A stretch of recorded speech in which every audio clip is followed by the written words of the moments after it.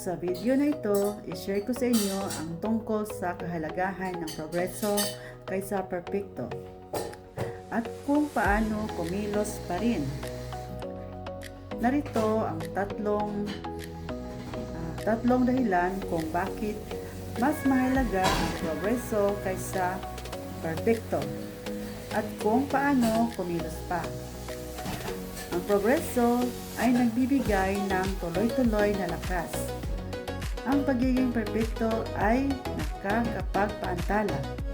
Unang gawin, magsimula kahit hindi ka pa handa. Gawin ang pinakamaliit na hakbang ngayon. Natututo tayo sa paggawa, hindi sa pagiging tama agad.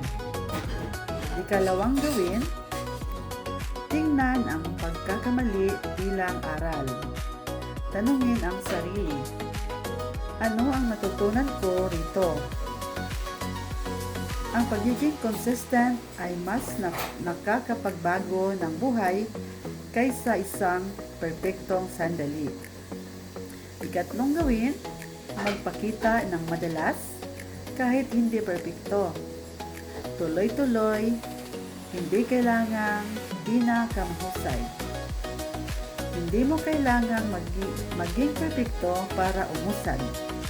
Kailangan mo lang magsimula.